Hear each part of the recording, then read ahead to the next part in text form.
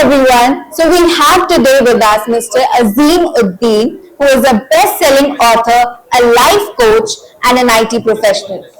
Let's go on air with BooksWagon, where voices meet stories.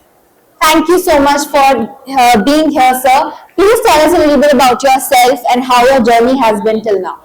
Yeah, thank you so much. It really means a lot. I feel so elated, so great to be a part of this because I just look forward to these kind of like-mindedness. It just comes out. So my name is Azeem Uddin. I am professionally I'm a technical project manager and operations leader at an IT company. Then out of passion, out of craft, I'm an author, public speaker, and life coach. I just try to strive more towards this progressive growth, towards helping people to just gain a certain kind of clarity and good compassion so that they can just live a more fulfilling life. Because in these today's times, we are so struck, we are so sometimes depressed, we are having this kind of anticipatory anxiety, and life is just getting tough. So through my speaking engagements, so my writing endeavors, I just try to create this kind of elevating space to just help people, to just inspire people, and to just share this kind of intellectual oxygen. I just call it as intellectual oxygen. So, from emotional to urban fantasy, how do you decide that which genre is going to be your next? Yes, so if I talk about my first three literary creations, then those are just these fictional books. One is a crime thriller novel, one is a gothic fiction, one is just an emotionally charged story. But I feel that literature is just having a different kind of a space when it's about message passing, when it's about just sharing our own messages, be it any genre, be it self-help, be it any fiction-related endeavor. But I think the main clear-cut aspect is message. So firstly, on a personal basis, I just try to keep my message lived, a kind of lived experience that things that I just particularly believe in. I try to lay more emphasis on that part, and then I would just say that go with these two type of things. That is scope and your own interest. Firstly, scope. That what type of good experiences, what kind of thinking ability you have with that particular genre, and then scope of that also. Because sometimes because we are just writing for readers, right? We are just targeting that kind of target audience that is genre specific. So I feel if we need to do this kind of particular justice, then these two things we have to look forward: the scope and your own personal interest. And when we go with these two type of things, it becomes so organic, it becomes so honest that we just try to lay great emphasis on our own part also. So, sir, your latest issue, Living Life, Living Light. Tell us a little bit about that. Where did this idea came from? Yes, so this book, this is my fourth creation, and I have just switched genre now from fictional books to non-fiction. Now this is a self-help, and the basic clear-cut aspect is because now I am more into these public speaking engagements, more into this kind of life coaching part.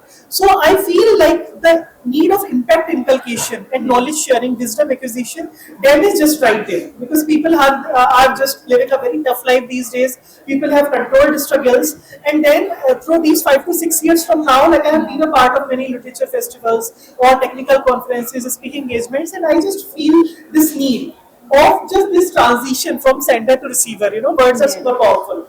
So it is just like this book is just about these bite-sized wisdom, like small nuggets of wisdom that are not overwhelming to digest. Because in fiction, if we talk about, there's an entire exaggerated storyline. People have to read the entire book to just go through that ultimate message. But when it's about the self-help and it's about this non-fiction, especially in this, there are these 100+ messages. On every page, there is one message. Okay. So, and then there is a description of the problem statement and the solution.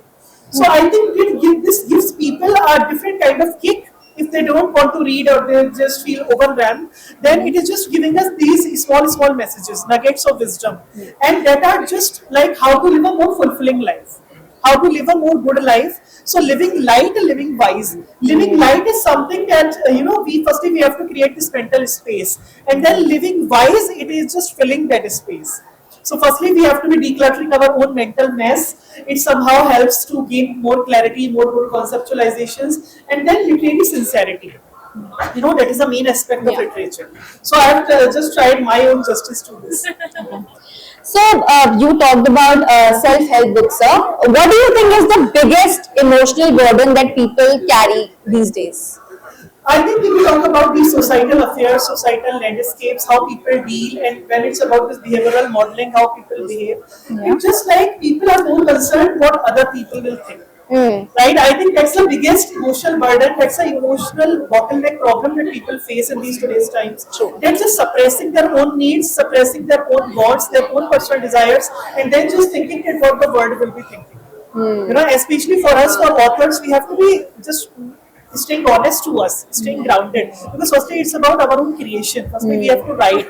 We are not thinking that how it would be published or how readers will accept it. That's the secondary part. So I think, and to live a more good life also, it's required that you stay to your own groundedness, stay honest to yourself, and then do what makes your soul happy, what makes you happy, Camper.